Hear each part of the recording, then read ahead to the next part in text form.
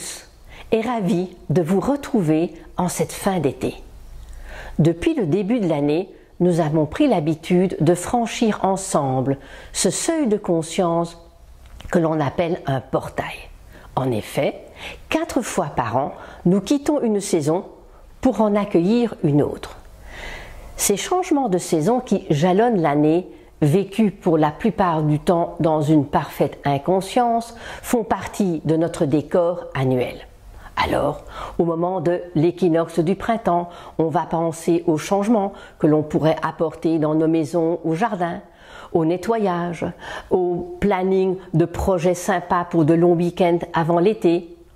Lorsque le portail du solstice d'été arrive, nous sommes par milliers à franchir la grande porte qui mène aux vacances, tant attendues après une année de labeur. Une fois rentrés en septembre, à l'équinoxe d'automne, on pense à la fin de l'année, à tout ce qu'il faudra boucler avant cette fin d'année et éventuellement de quelle manière nous allons mettre en place les nouvelles bonnes résolutions prises en septembre. Oui, effectivement, nous sommes bientôt à Noël, l'année va recommencer. Mais ces passages ont une importance beaucoup plus subtile, voire capitale, si nous prenons le temps de saisir le vrai sens spirituel, vibratoire de ces passages. Le but de mon enseignement est de justement transmettre les messages qui se cachent derrière tous ces mouvements, qui obéissent à des lois provenant d'autres plans, dont il serait essentiel d'en prendre conscience et de vivre à leur diapason. Le parcours initiatique du cheminement à travers les 4 grandes portes qui jalonnent l'année astrologique est d'un enseignement riche et des plus spirituels. Le mot transition est à la mode et revient assez souvent ces dernières années. Et il ne faut pas être devin pour constater que nous sommes témoins de changements planétaires sans précédent. Une période de transition s'installe quand s'achève une façon de vivre qui n'est plus porteuse du paradigme de départ et que l'on assiste à l'émergence d'une nouvelle ère qui promet un nouveau paradigme. Ces moments de transition s'accompagnent toujours de périodes de flottement, de tensions, de conflits, de mal-d'être, ce qui est normal, car nous ne pouvons plus nous fier aux anciens repères et nous n'avons pas encore intégré les nouveaux. Dans le début des années 80, une femme formidable, Marilyn Ferguson, nous a laissé un livre très intéressant à ce sujet, Les enfants du Verseau pour un nouveau paradigme. Ce livre, aux idées révolutionnaires, ces idées ont été d'ailleurs à l'image de petites graines où ses propos assez provocateurs à l'époque avaient pour but de bousculer les vieux dinosaures en place.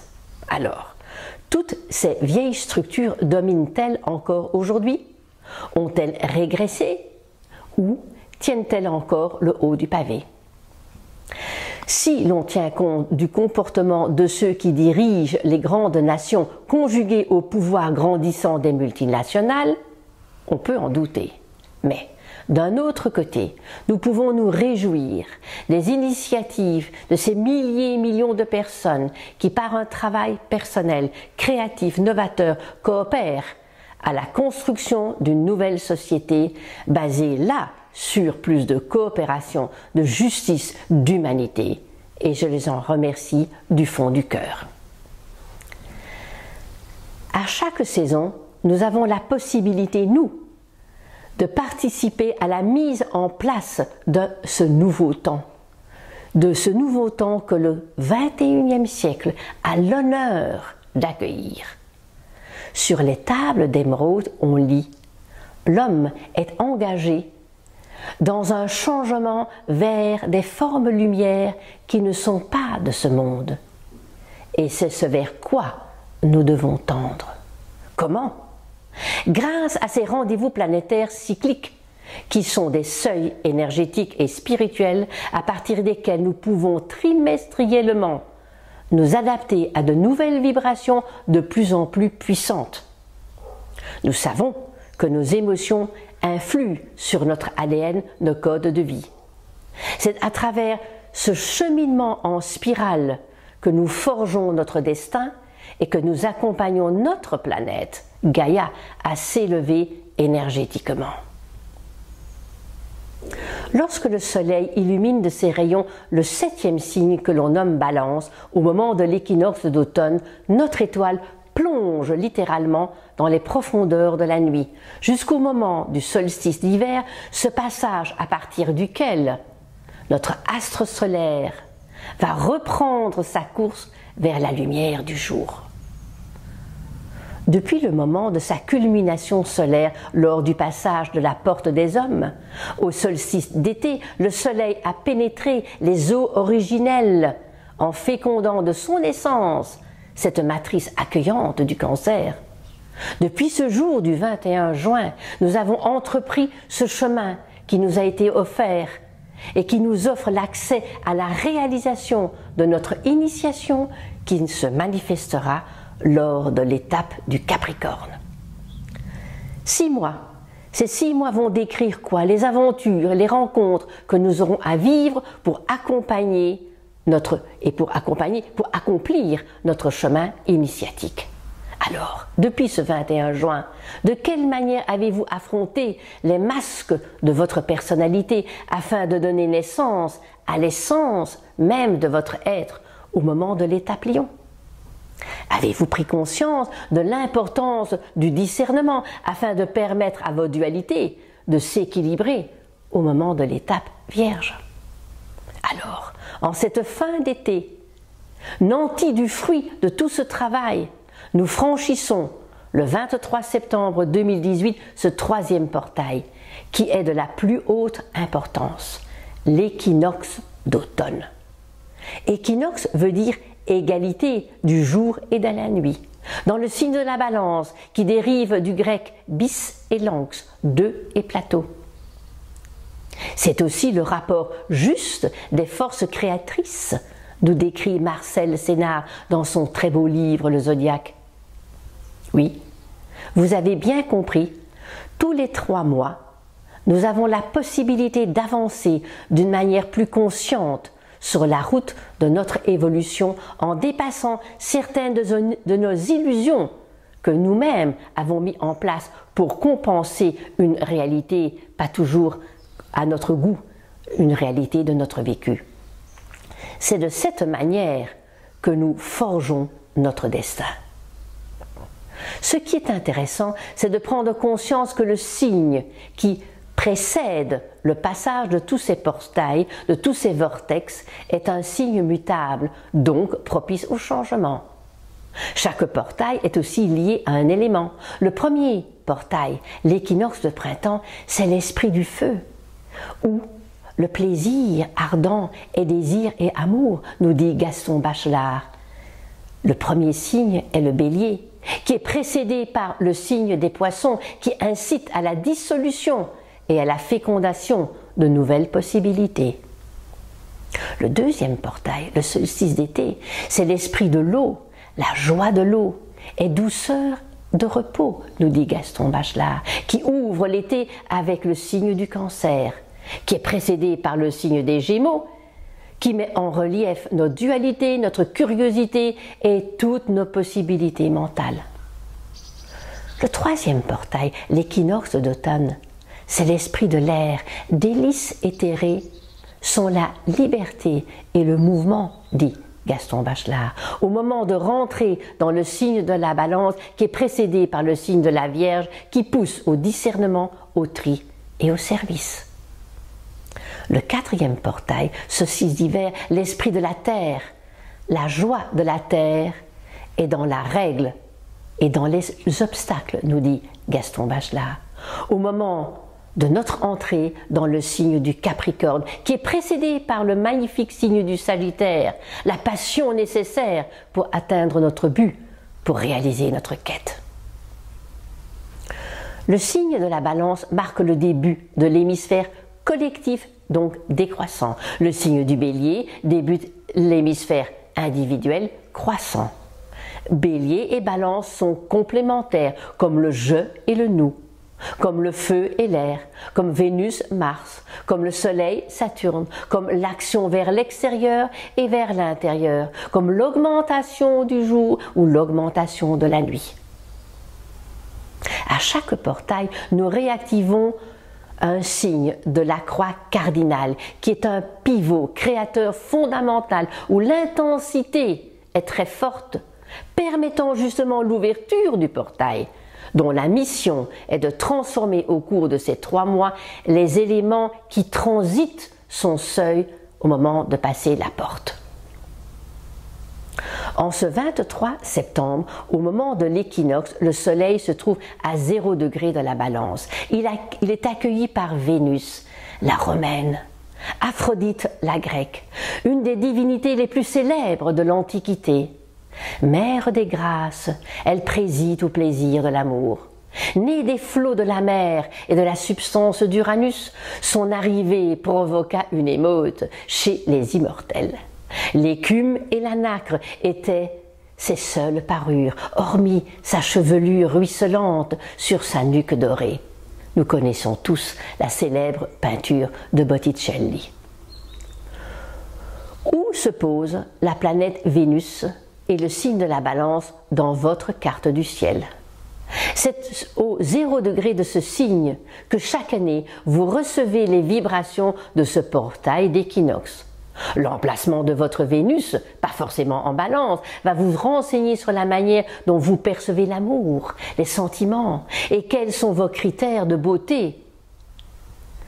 Saturne est exalté dans le signe de la Balance. Les perceptions affectives sont très différentes de l'autre signe vénusien que l'on appelle Taureau, car là c'est la Lune qui se trouve en exaltation. La différence réside entre une sensation affective Taureau, un sentiment affectif Balance. Saturne représente le fléau de cette Balance, cet axe qui permet de garder ou de retrouver l'équilibre. Saturne est la 7e planète, la Balance 7e signe. Au niveau du symbolisme ou des liens mythologiques, Saturne fait penser à tous les jugements que l'on retrouve dans les histoires des civilisations. Je pense au livre des morts des Égyptiens qui parle du jugement de l'âme, de cette fameuse pesée des âmes que l'on appelle psychostasie. La Balance est le signe lié à la justice et aux injustices. On peut évoquer aussi le magnifique poème de Khalil Gibran sur cette notion d'équilibre dans son livre « Le prophète ». En vérité, vous êtes suspendu comme une balance entre votre tristesse et votre joie. Ce n'est que lorsque vos plateaux sont vides que vous êtes immobile et en équilibre. Lorsque le gardien du trésor vous soulèvera pour peser son or et son argent, il faudra que votre joie ou votre tristesse s'élève ou s'abaisse. Je vous conseille de relire ce magnifique livre et poème. L'équilibre se travaille de l'intérieur, car l'extérieur n'est que la traduction de notre intériorité. Nous donnons à l'extérieur ce que nous avons intégré à l'intérieur. Depuis l'équinoxe du printemps, nous avons parcouru 180 degrés. Le signe de la Balance est associé à la pleine lune, aux effets miroirs, à la moisson, que l'on récolte depuis le moment où nous avons enclenché nos semailles au printemps dernier. C'est donc accompagné de la subtilité de l'esprit de l'air, des fées, des sylphes, que nous franchissons ce portail de l'automne le 23 septembre à 1h45 GMT. En nous penchant sur la carte du ciel, quelles sont les grandes configurations qui vont marquer, qui vont colorer ce trimestre, jusqu'au portail suivant le solstice d'hiver. C'est ce qu'on appelle l'ingresse d'automne. Dans les grandes lignes, le rapport solilunaire se trouve dans la 4e phase que l'on nomme gibbeuse, que j'ai baptisée maître d'œuvre, des constructions réalisées depuis la nouvelle lune, ici le 9 septembre dernier. La pleine lune aura lieu le 25 septembre dans l'axe Bélier-Balance. Le Soleil est conjoint à un Mercure combuste, brûlé donc par le Soleil, en balance, au carré de Saturne. Et ce qui est intéressant, c'est de voir qu'à chaque porte, Saturne était bien présent. Au solstice d'hiver, le Soleil était conjoint. Au printemps, l'équinoxe au carré croissant. Au solstice d'été opposé. Et maintenant, à l'équinoxe d'automne au carré décroissant. Avec un Saturne en Capricorne, rappelez-vous. Donc nous ne pourrons échapper ou nous soustraire à la règle, à la verticalité, à l'authenticité et à notre part de responsabilité. Ce n'est pas une année où il faut se permettre de tricher. Avec ce portail d'automne, le carré est décroissant, donc réorientation de notre fonctionnement relationnel sans être ni trop exigeant et tendu, ni trop laxiste et frustré. Autre point très important que l'on retrouve à chaque portail cette année, c'est que le Soleil est en aspect avec Chiron, conjoint au printemps, carré à l'été, en opposition au degré près cet automne. Le message des gardiens de ces portails, que sont Mars, Lune et Vénus, nous incite à être attentifs quant à l'expression de notre identité en nous offrant des possibilités pour analyser nos fonctionnements. On peut se poser la question, quelles sont les raisons pourquoi j'ai ce sentiment de rejet ou d'être nié? Quels seraient les comportements ancestraux ou d'origine que nous aurions à modifier? Au cours de toute cette année, nous pourrions donc mettre en place des comportements qui aboutiraient à une meilleure acceptation de notre identité. Avec ces configurations de cet automne, en tenant compte aussi de l'aspect quinconce de ce Soleil à Uranus rétrograde Taureau, qui va provoquer des ajustements ou les ajustements nécessaires pour que notre créativité puisse s'exprimer librement en osant aller dans l'avant, doté d'une meilleure confiance et de foi en nous. Surtout que la Lune, dans ce thème d'équinoxe, est conjoint Neptune dans le signe des Poissons, trigone Vénus-Jupiter au sextile de Mars. Ce passage de seuil nous invite à nous appuyer sur notre force intérieure, sur notre connexion spirituelle, sur la puissance de notre lien avec la source. Ce qui évitera de se laisser happer par la facilité de la fuite, d'échapper de nos rêves ou avec nos rêves, ou tout simplement de rester dans notre bulle. En préparant la rédaction de cette vidéo, je suis tombée sur des articles très intéressants d'un Américain qui s'appelle Philip Sedgwick, sur la symbolique du centre galactique et du super centre galactique. La conjonction aujourd'hui Soleil-Mercure de l'équinoxe se trouve dans le signe de la Balance, dans l'alignement de ce centre supergalactique. Un endroit duquel émerge un flux de super-conscience, d'une infime sagesse, d'une connaissance cosmique, émettant des messages à déchiffrer. Sedgwick dit que si certains points de notre thème sont en lien avec ce centre, nous ressentons très fortement le besoin d'exceller, de dépasser nos limites, d'exagérer, d'atteindre le monde des étoiles. Ce besoin est souvent excessif et peut alors consumer la personne de l'intérieur par avidité, jusqu'au moment où elle saisit que rien sur le plan physique ne pourrait la nourrir, seulement les énergies provenant d'un autre plan. Ce centre agit comme un alambic où le matériel de base est transformé en or.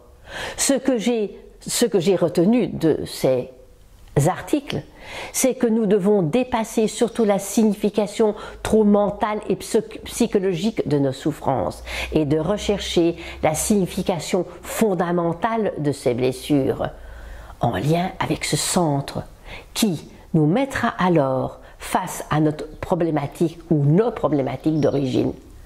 En s'appuyant sur les ressources inépuisables de notre âme, nous pourrons arriver à guérir une fois pour toutes ces blessures et avoir ses blessures complètement donc cautérisées.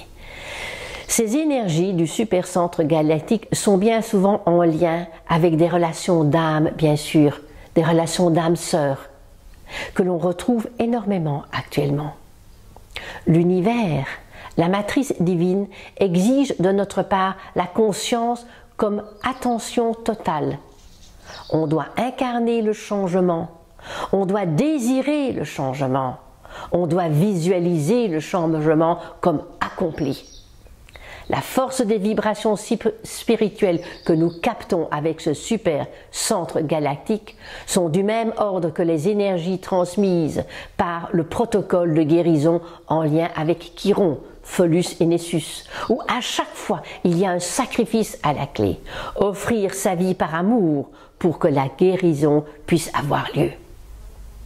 Alors, ne soyons pas sourds aux murmures de notre cœur, souvent prisonniers de toutes ces conventions qui règnent sur nous, comme un moi dictateur. Laissons notre cœur devenir une terre fertile et aimons l'autre pour ce qu'il est. Si on parle de cœur, penchons-nous sur Vénus. Où transite-t-elle en ce début d'automne? Eh oui, Vénus va être au devant de la scène pendant cette saison, alors que Mars menait la danse d'une manière un peu intense au cours de tout cet été dernier. Tous les 18 mois, Vénus rétrograde pendant 40 jours. En 8 ans, elle dessine une magnifique étoile. Cette période doit attirer notre attention, comme pour toutes les périodes de rétrogradation bien sûr, car les périodes de rétrogradation sont des possibilités de prise de conscience en lien avec la planète. Vénus, l'étoile du berger, Vénus, celle qui montre la route, qui est la confidente des amoureux. Elle représente notre capacité d'exprimer l'amour, la beauté, la séduction, l'harmonie. Elle témoigne du lien que nous avons avec les autres. Vénus désigne dans notre thème la valeur que nous donnons aux choses. Depuis la nouvelle lune du 9 septembre, Vénus transite le signe du Scorpion, où elle restera jusqu'à la nouvelle lune en lien au roi mage, cette nouvelle lune du 6 janvier 2019. Son message est clair et est dans la suite logique du passage de Jupiter en Scorpion, dont le travail était de faire remonter les ombres restées tapies dans les recoins de notre inconscience, en transformant les motivations profondes qui sous-tendaient ces comportements et ces attitudes en quelque chose de plus positif. Avec cet automne, Vénus va achever, va peaufiner ce travail, car elle se rapproche de la Terre, toujours lors de rétrogradation, elle se rapproche de la Terre et elle sera en conjonction avec le Soleil, une conjonction inférieure, à un moment clé, et c'est toujours ce moment de conjonction inférieure dont je vous donnerai la date, où l'amorce d'une nouvelle attitude se met en place. Vous pouvez noter, si vous avez des planètes qui se situent entre, on va dire 11 du Scorpion et 27 de la Balance, le 15 septembre, premier passage de Vénus à 3,44 du Scorpion, le deuxième passage le 26 octobre qui est justement ce jour de la conjonction inférieure, et le troisième passage le 8 décembre où il y aura la récolte. La période exacte de rétrogradation de Vénus sera le 5 octobre et ceci jusqu'au 16 novembre 2018. Vénus rétrograde nous fait réfléchir sur notre relation à l'argent, donc à la matière, ce que nous attendons de l'amour. Doit-on le posséder pour être heureux, ou sommes-nous dans le partage de l'amour pour être heureux? Si Mars, au cours de sa rétrogradation, nous a fait réfléchir tout l'été sur notre manière de prendre des initiatives plus créatrices, plus novatrices, tout en étant structurées, nous pourrions bénéficier des bienfaits de la boucle de rétrogradation de Mars avec ce 29 septembre, le jour de la Saint-Michel, troisième boucle de la rétrogradation. Faites aussi le lien avec les événements que vous auriez rencontrés au moment de la pleine lune avec éclipse du 27 juillet dernier. Mars comme Vénus et dans quelques semaines Uranus rétrograde dans le signe précédent. Capricorne pour Mars, Balance pour Vénus, Bélier pour Uranus. Ce qui rend ce travail encore plus intéressant, surtout si on saisit l'intensité de la croix cardinale. La pleine lune aura lieu le 25 septembre 2018 dans l'axe Bélier-Balance, lune Bélier conjoint Chiron, Soleil, Mercure, Balance, au carré de Saturne, Capricorne. Pour acquérir notre identité propre, ne réagissons pas émotionnellement d'une manière excessive, mais gardons une attitude verticale, alignée, et apprenons à accepter la réalité de notre ici et maintenant.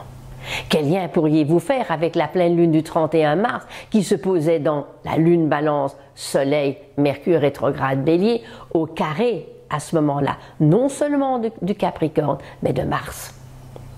Le 26 septembre, Chiron retourne dans les Poissons, qu'il avait quitté le 18 avril dernier, et ceci jusqu'à la mi-février 2019. Cette période est importante, surtout pour tous les natifs qui ont Chiron à la fin du signe des Poissons.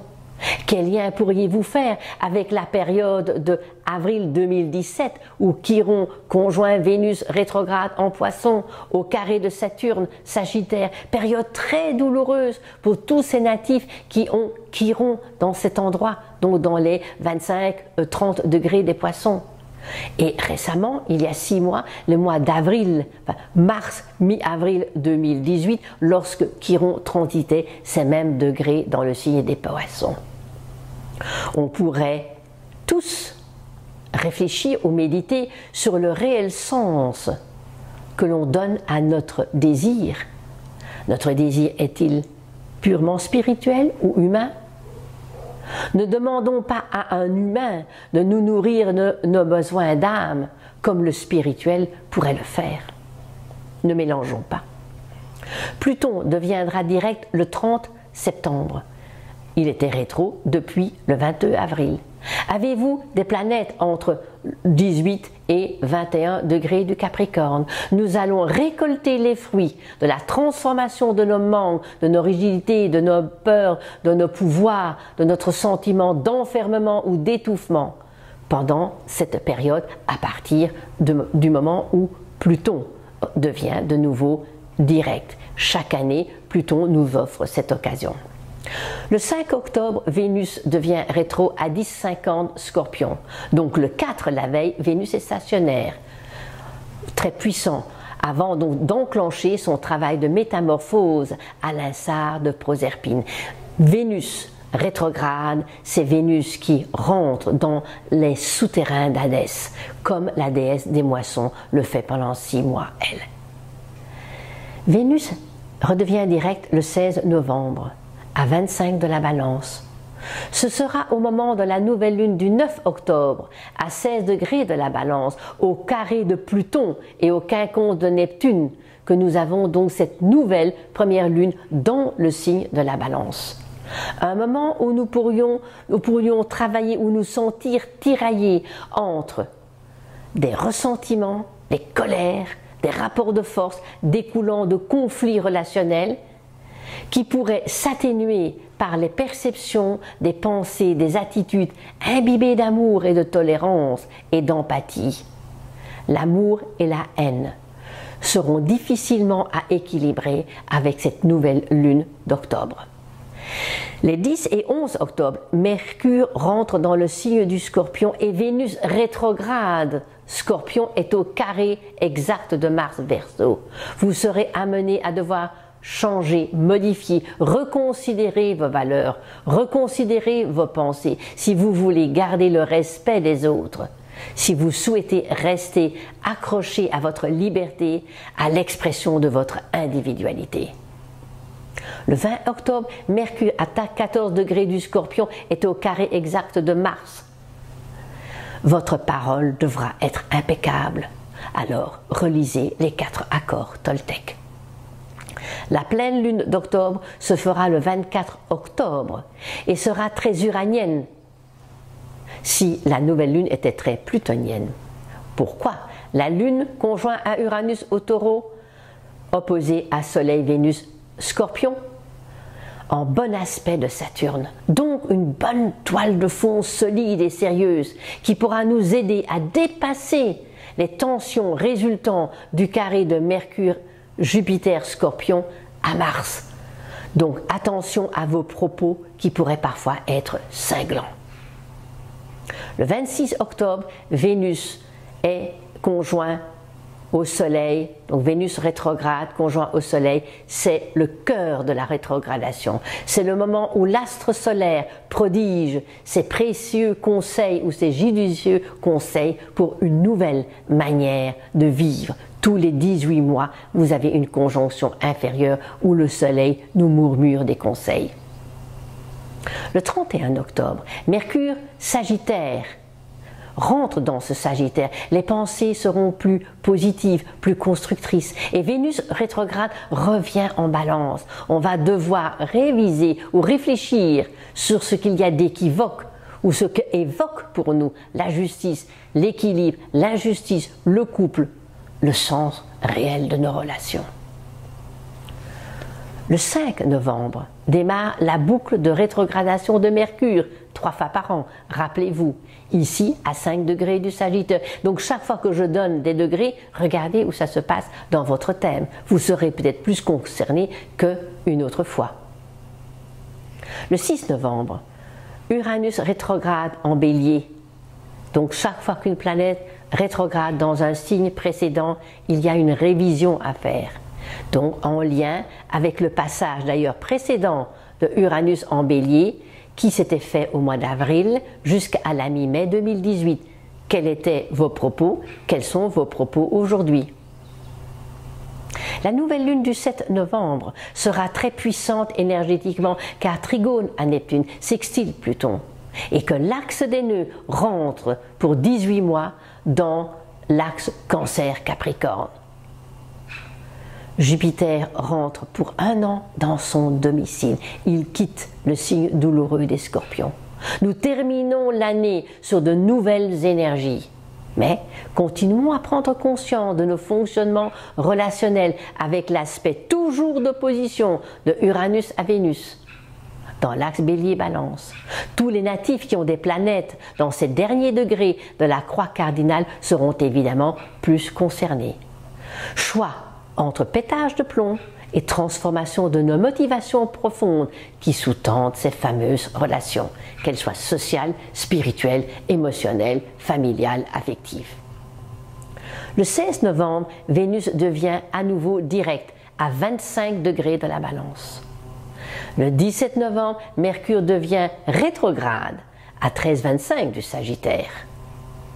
La pleine lune du 23 novembre se fera dans l'axe Lune Gémeaux, Soleil Jupiter Mercure Sagittaire, au double carré de Mars Poisson. Mais vous aurez toujours l'aspect Uranus opposé Vénus. Au cours de cette moisson, veillez à ne pas être trop gourmand, à trop vouloir, car l'entourage pourrait perdre patience. Un tien vaut mieux que 2 tu l'auras, dit le dicton populaire. Le 27 novembre, conjonction inférieure de Mercure. C'est là où le Soleil murmure à Mercure 3 fois par an lors de la conjonction inférieure, une nouvelle façon, un nouvel éclairage, une nouvelle prise de conscience. Ici, 5 degrés Sagittaire. Soyons donc attentifs aux messages que vous pourriez recevoir au cours de ces journées. 6 décembre, Mercure direct le jour de la Saint-Nicolas à 27 degrés du Scorpion. Quel cadeau allez-vous recevoir au pied de la cheminée si vous avez été sage? Regardez bien à chaque fois à quel endroit de votre thème ces mouvements planétaires ont lieu. La dernière nouvelle lune de ce trimestre se fera le 7 décembre à 16 degrés Sagittaire, au carré de Mars-Neptune par-il en Poisson. Uranus rétrograde à 28 degrés au quinconce de Mercure à 27 Scorpion. Vigilance, ne perdez pas le fruit ou les fruits de tout le travail saturnien que vous avez mis en place depuis la fin décembre 2017. Un conseil, ne vous laissez pas happer ou entraîner là où votre conscience, là où votre cœur n'adhère pas. Il y a toujours des belles sirènes pour vous entraîner dans des situations scabreuses que nous regretterons par la suite. Nous nous retrouverons au moment de la porte des dieux, dans le signe de l'initiation par excellence, le Capricorne. Je vous donne donc rendez-vous pour cette 4e porte de l'année, au moment donc du solstice d'hiver le 21 décembre, qui sera suivi d'ailleurs, comme cette fois-ci, d'une pleine lune le 22 décembre. J'arrive donc à la fin de ce résumé sur les énergies qui vont se manifester au cours de cet automne. Comme ceux qui me suivent, chaque lundi, vous pourrez consulter ou lire ma chronique céleste où j'essaye de donner plus de détails semaine après semaine sur les configurations à venir. Je vous remercie pour votre fidélité et aussi pour vos nombreux courriers. Je vous rappelle également que sur mon site, sur Facebook, vous pourrez trouver l'ensemble de mes activités, de mon programme sur l'enseignement que je dispense. Avec Claire Dupré, nous avons fait un super stage à Port-Navalo et on a eu la chance d'avoir un temps merveilleux dans cette Bretagne magnifique. Et ce tandem formidable et complémentaire, nous allons le retrouver à Paris pour 3 stages à partir d'octobre sur la manière d'aborder notre reconnexion à notre essence grâce au mythe et au cheminement d'Hercule en lien avec notre thème et notre corps. Nous le projetons également sur l'île au printemps dernier. Vous aurez bientôt les dates sur Facebook ou sur mon site. Avec ma chère et tendre partenaire Barbara, nous avons programmé 2 stages en France. Elle vient nous voir, elle vient à Avignon et l'un stage au mois de novembre sur la dynamique spirituelle de Pluton et l'autre sur le couple solilunaire. En mai prochain, aura lieu notre stage annuel initiatique à Paros. Nous vous communiquerons les dates, ce sera au mois de mai, vers la mi-mai, et le sujet très prochainement sur nos sites et sur Facebook. Je terminerai avec le message du 1er degré de la balance, le message sabiant de Dan Rudyard. Je trouve qu'il est assez merveilleux et il concerne cette rentrée dans l'équinoxe d'automne. Parmi une collection de spécimens magnifiques, un papillon épinglé étale la beauté de ses ailes. Que représente le papillon pour chacun de nous? Que ce trimestre soit magnifique à l'image de cet automne indien dont nous bénéficions encore aujourd'hui. Merci pour votre écoute, merci pour votre attention, avec toute mon affection et moi, toute ma gratitude envers l'univers.